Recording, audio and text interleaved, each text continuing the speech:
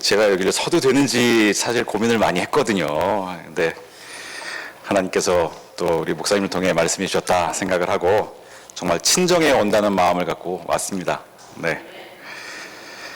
신학교 다닐 때 목사가 되려면 두 가지 조건이 충족되어야 된다 이렇게 배웠습니다. 하나는 본인의 준비입니다. 한마디로 지성과 인격과 영성을 모두 갖추어야 된다는 겁니다. 한 손에는 성경, 한 손에는 신문이라는 말 들어보셨죠? 성경도 깊이 알아야 되고 세상 돌아가는 이치와 학문도 연마해야 하고 그리고 무엇보다 훌륭한 인격을 갖추어야 실력 있는 목회자가 될 수 있다는 겁니다. 그리고 또 하나 반드시 필요한 것은 사역의 장소입니다. 교회든 선교단체든 이 목사 안수를 받고 나서 일할 수 있는 곳이 있어야만 안수를 줍니다. 아무리 신학적, 학문적 준비가 잘 되어 있고 인격이 뛰어나다 하더라도 그를 받아줄 곳이 없으면 목사 안수를 주질 않습니다. 그래서 목사가 되려면 목사 고시를 치고 면접을 보고 소속된 교회나 선교단체의 추천과 이곳에서 사역할 것입니다라는 보증이 있어야지만 비로소 안수를 주게 되어 있습니다. 그렇게 봤을 때 사실 저는 진작에 목사라는 직함을 내려놔야 되는 사람입니다. 두 가지 조건 모두 함량 미달이거든요. 그런데 고맙고 또 죄송하게도 이 참사랑교회에서 제 이름 석자를 주보에 넣어주시고 또 뿐만 아니라 이렇게 기억해 주시고 기도해 주셔서 오늘 두렵고 떨리지만 강단에 서게 됐습니다. 아무쪼록 부족하지만 저를 보지 마시고 제 뒤에 계신 하나님을 바라보는 시간, 하나님께서 미리 예비하여 두신 그 쌓아두신 은혜를 맛보는 귀한 시간 될 수 있기를 축복합니다. 부활하신 예수님께서 사람들에게 몇 차례 나타나셨습니다. 마태복음 28장에 보면 안식 후 첫날 새벽, 그러니까 부활주일 새벽에 가장 먼저 예수님을 만난 여인들이 등장을 합니다. 막달라 마리아와 또 다른 마리아. 빈 무덤을 보고 깜짝 놀란 그녀들에게 예수님께서 말씀하셨습니다. 가서 제자들에게 이르기를 어디로 가라? 갈릴리로 가라. 여러분, 갈릴리가 어디입니까? 직접 다녀오신 분들도 계실 텐데 그것이 어떤 장소입니까? 시골 어촌 마을입니다. 한번 생각해 보십시오. 부활하신 예수님께서 승천하시기 전에 그 얼마 남지 않은 시간 동안 효율적으로 복음을 전하고 죽음의 권세를 이긴 그 놀라운 부활 사건을 사람들에게 전하려면 적어도 대통령이나 국회의원 선거 유세 때처럼 사람들이 많이 모이는 번화한 곳, 시장통이나 인구 밀집 지역에 대형 집회를 열어도 그 시간이 부족할 텐데 갈릴리라니요. 그 시골 촌구석에 뭐가 있어서 예수님께서 제자들을 그곳에 오라 하시고 내가 거길 가겠다라고 말씀하십니까? 그것은 바로 첫사랑의 장소이기 때문에 그렇습니다.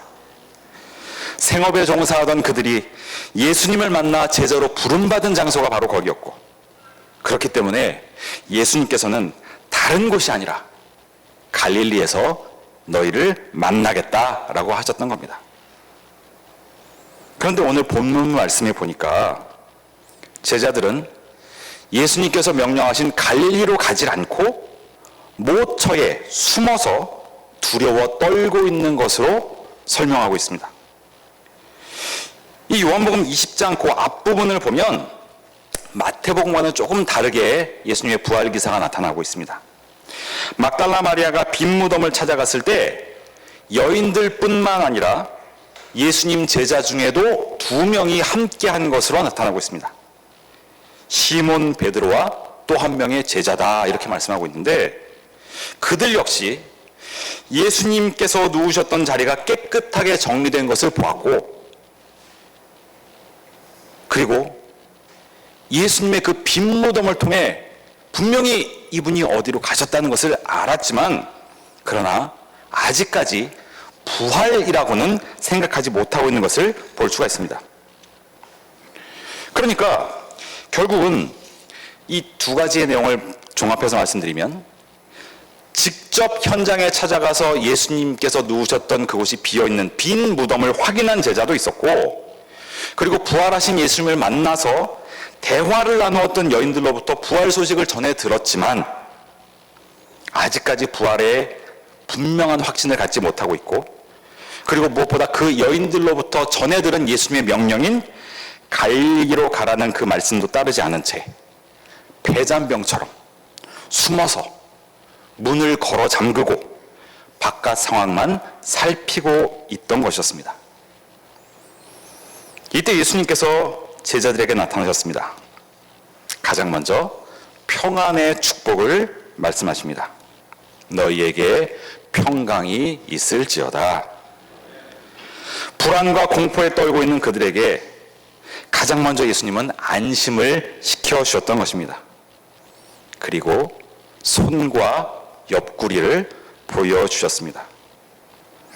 십자가에 못 박혔던 그 자국이 선명한 손과 창에 찔린 옆구리를 보고 나서야 비로소 제자들은 예수님께서 부활하셨다는 것을 깨닫고 기뻐하게 되었습니다. 예수님은 다시 한번 제자들에게 평강을 기원하시고 성령을 받으라 라고 말씀하시고 그 자리를 떠나셨습니다. 그런데 이 현장에 함께하지 않았던 제자 도마가 있었습니다. 다들 숨어 있느라 정신이 없는데 그는 이런 것과 상관없이 어딘가 정탐을 하고 왔던지 아니면 볼 일이 있어서 어딜 다녀왔는지 아무튼 그냥 시내를 활보하다가 그곳에 온 것 같습니다. 그러면서 하는 말이 자신은 예수님의 부활을 믿지 못하겠다고 합니다. 왜 그럴까요?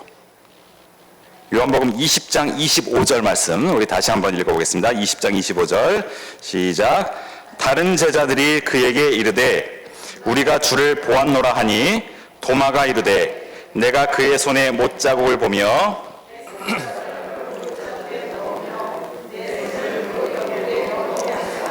믿지 아니하겠노라 하니라. 예수님을 직접 눈으로 보고 손가락으로 만져보지 않으면 나는 믿을 수 없다는 것입니다. 여러분, 도마가 어떤 사람입니까? 사실 예수님의 12제자 중에 그는 그렇게 존재감이 뛰어난 사람은 아니었습니다. 알려진 바로는 어부 출신이고 그의 또 다른 이름으로 불린 디두모가 쌍둥이라는 뜻을 갖고 있기 때문에 쌍둥이로 추측이 되고 있습니다. 왜 추측이라고 하냐면 그의 또 다른 형제 쌍둥이에 대해서는 성경에 기록이 나타나고 있지 않기 때문입니다. 몇 년 전에 도마가 예수님의 어록을 모았다고 하는 도마복음이 꽤 화제가 된 적이 있습니다. 근데 그것이 그 영지주의적 해석이다라고 해서 또 비판 여론도 많이 있었고, 또 그가 멀리 인도에 가서 복음을 전했는데 그 손길이 한반도에까지 미쳤다, 그 흔적이 나타나고 있다, 뭐 이래갖고 또 화제가 되기도 했던 인물입니다. 그리고 도마의 영어식 이름 토마스가 이 영미권 나라에서는 뭐 즐겨 사용하는 이름이기도 합니다. 사복음서 중에서 유독 도마에 관심을 갖고 그와 관련된 내용을 여러 차례 소개하고 있는 성경이 바로 요한복음입니다.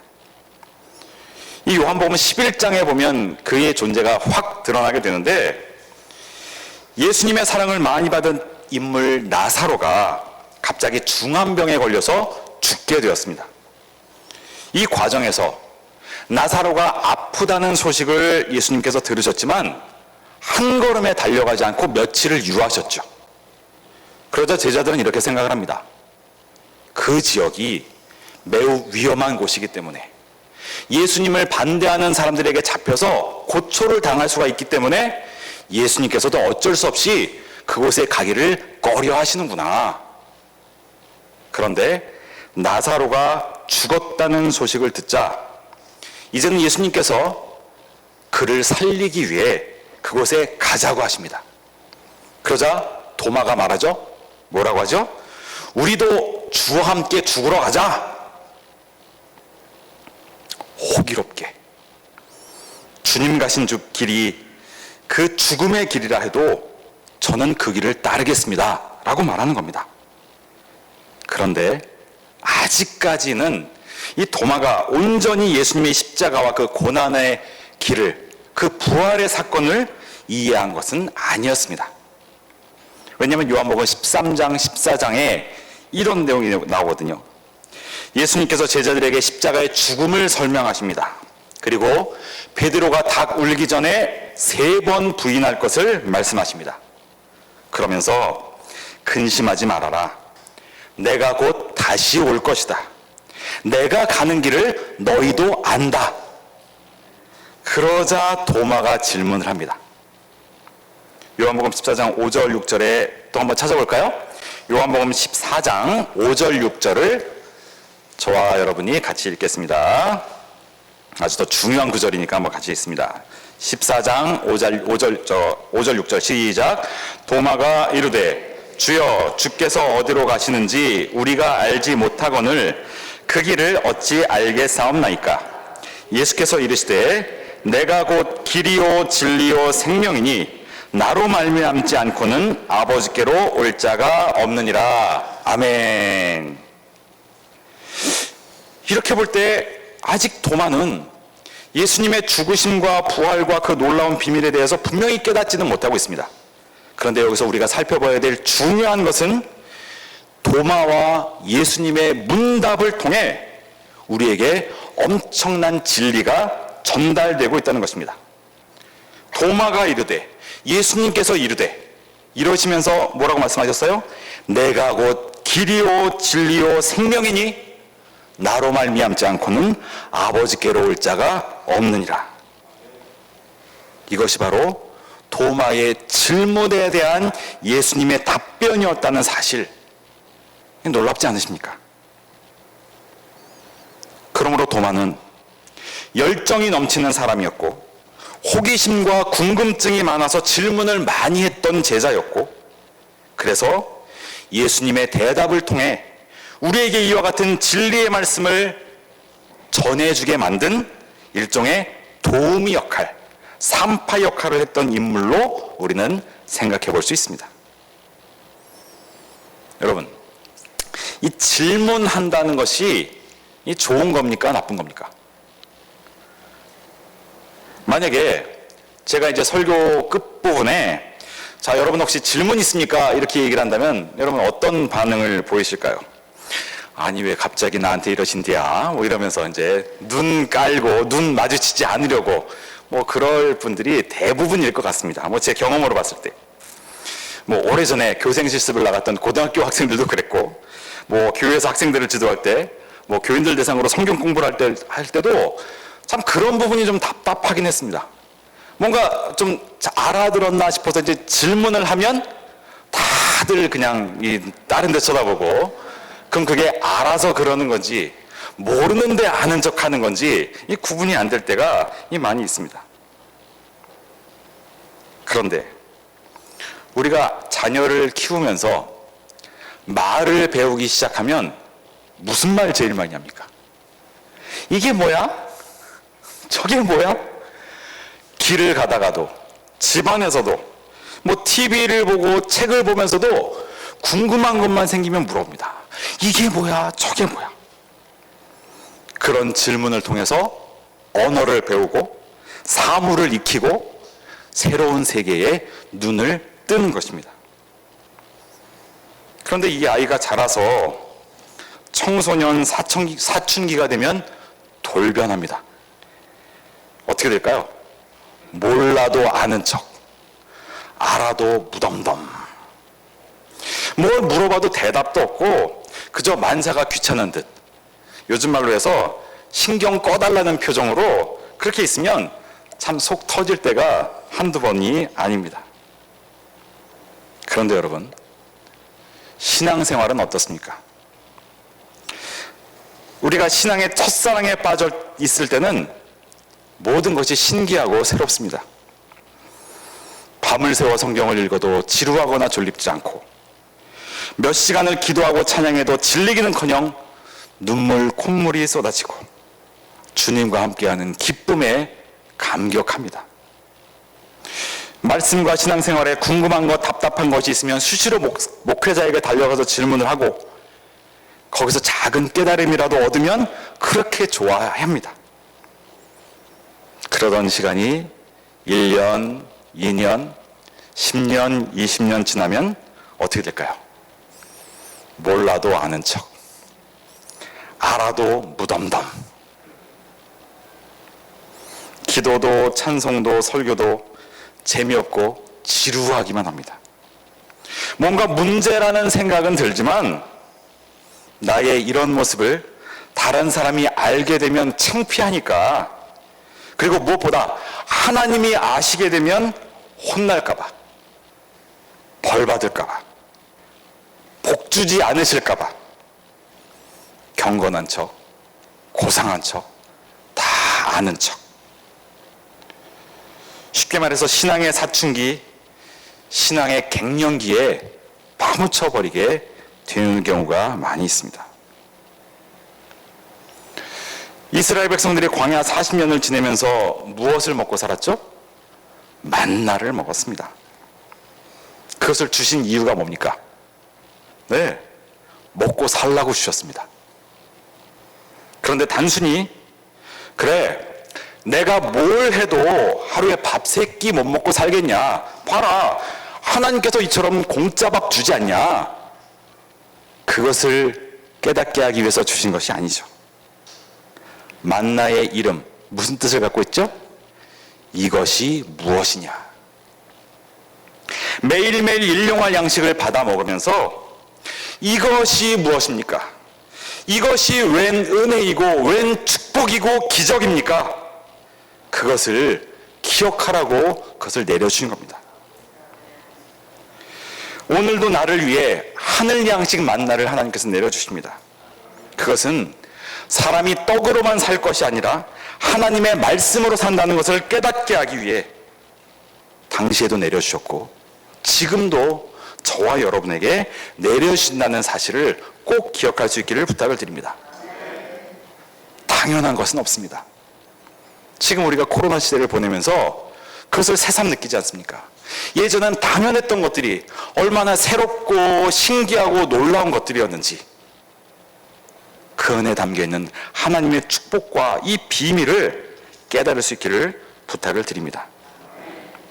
그렇게 볼 때 도마는 그의 모습이 결코 비상식적이었거나 꼬투리 잡아서 남을 넘어뜨리려고 하는 것이 아니라 의심을 통해, 질문을 통해 답을 찾고 진리를 깨닫고 그것을 인해 확신 있는 믿음 생활을 하려고 했던 모습이었다, 이렇게 생각할 필요가 있습니다.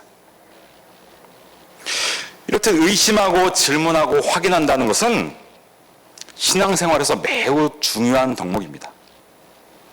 한번 여러분 생각해 보십시오. 믿음의 반대말 뭘까요? 예, 불신앙, 믿지 않는 것 맞습니다. 그럼 질문을 바꾸어서 신앙에 대한 무관심과 맹목적인 신앙, 뭐가 더 위험할까요?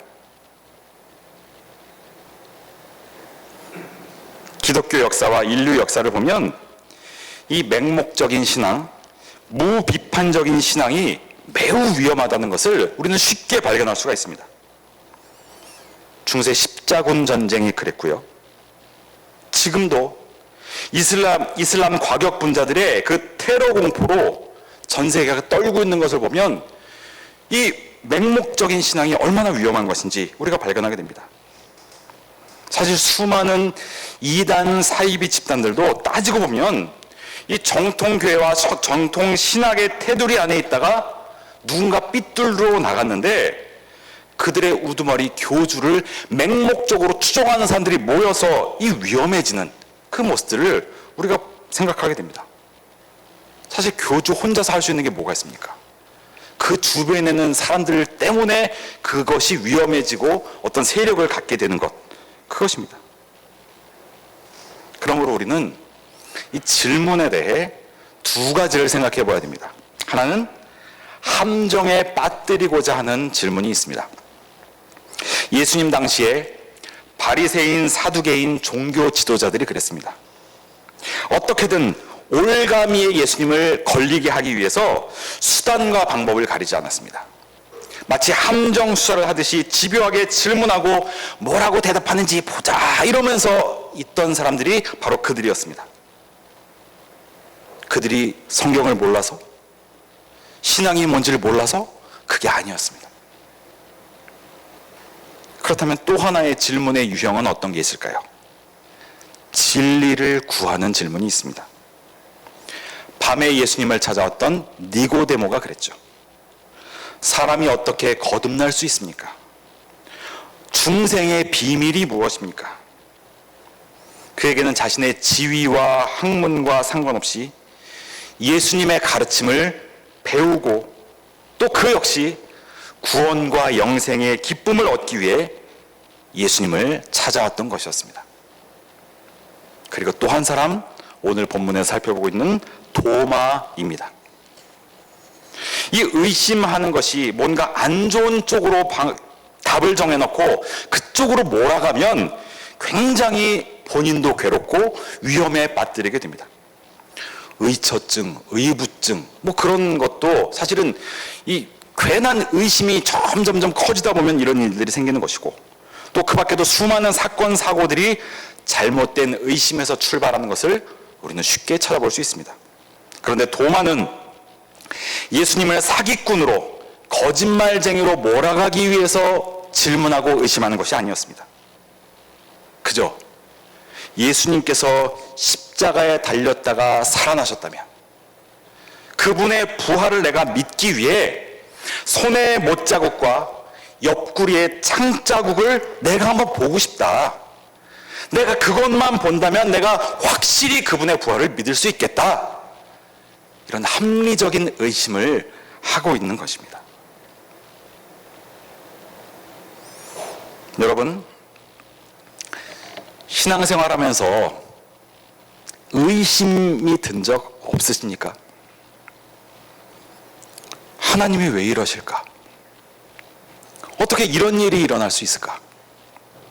왜 악인이 득세하고 억울하게 핍박받는 사람이 생기고 고난당하는 일들이 끊이지 않는 것일까? 과연 하나님이 계시기는 한가? 솔직히 이런 생각 한 번도 안 하셨다면 그거 거짓말 아닙니까? 그런데 그런 질문들이 밀려올 때 치열하게 답을 찾고 주님께 묻고 하는 것보다 덮어놓고 믿자. 그래야 벌 받지 않아. 참자. 그렇게 넘기고 하진 않으셨습니까? 그리고 만약에 그래 왔다면 그것이 나를 위한 덮어놓음입니까? 아니면 하나님을 위한 덮어놓음입니까? 오늘 설교는 사실 얼마 전에 제가 친형과 본문 말씀에 등장하는 이 도마에 대해서 이야기를 나누다가 영감을 얻었습니다. 저희 형이 그 공대 교수로 지금 일을 하고 있거든요. 그래서 이공계 특유의 뭐 냉철하고 의심이 많고 뭔가 계산이 딱 떨어져야만 안심하고 믿는 그런 면이 좀 약간 있습니다. 그런데 이 도마의 모습, 의심하고 질문하고 진리를 갈구하는 이런 모습들이 잘못된 것이 아니고 오히려 그에게 불신을 걷어내고 믿음의 확신을 주게 되었다는 이 사실. 그리고 예수님께서 그를 외면하지 않으시고 친히 나타나 주셔서 못자국, 창자국을 보여주셨다는 사실이 이 신선한 충격과 위로가 되었던 모양입니다. 역시 이공계를 전공한 과학자 중에 이제는 하늘나라에 계신 한동대 김영길 총장님이 계십니다. 그분이 이런 말씀하셨거든요. 성경은 비과학적인 책이 아니라 초과학적인 책이다. 이 말이 단순히 덮어놓고 믿고 읽어라 그 말이 아니에요. 수많은 질문과 의심과 고민하는 과정을 통해 하나님께서 말씀해 주시고 설명해 주시고 보여주셨기 때문에 이 말이 나왔다고 저는 생각합니다. 그러므로 의심이 생기고 질문이 생기고 또 뭔가 불안한 마음이 들 때 그것을 억지로 덮어놓지 마십시오. 그것을 하나님께 물어보십시오. 하나님을 찾으십시오. 보여달라고 하십시오. 그럼 하나님께서 친히 보여주시고 만지게 해주시고 또 우리를 어루만져 주실 줄로 믿습니다. 사실 오늘 말씀은 이렇게 해서 좀 정리를 하려고 했습니다. 그런데 며칠 전부터 여기에 또 생각이 자꾸 꼬리를 무는 겁니다. 제가 오늘 설교에 이 의심과 질문을 두려워하지 말라고 했으니까 저도 두려움 없이 조금 더 말씀을 이어가 보도록 하겠습니다.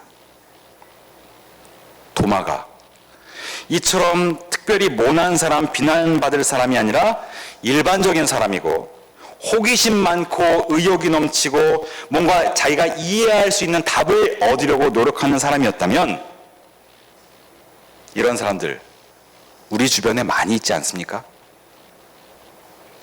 내가 예수를 믿어보려고 하는데 나에게 증거를 좀 보여주시오. 그렇다면 예수님께서는 그에게 어떻게 하셨을까? 아니, 이 땅에 예수님의 제자와 사도로 세워주신 우리들에게 그러한 요청을 사람들이 한다면 저와 여러분은 무엇을 증거로 보여줄 수 있습니까? 그들이 찾는 것은 도마가 그랬던 것처럼 특별한 것이 아닙니다. 못 박힌 십자가에서 뛰어내리라고 하는 것도 아니고 죽은 사람을 살리고 불치병 환자를 고쳐내라는 것도 아닙니다. 놀라운 기적을 일으키고 자신을 큰 부자 만들어 달라는 것도 아닙니다. 그저 십자가의 상처, 예수의 흔적을 보여달라고 요구하는데 저와 여러분은 그들에게 보여줄 수 있는 것이 무엇이 있습니까?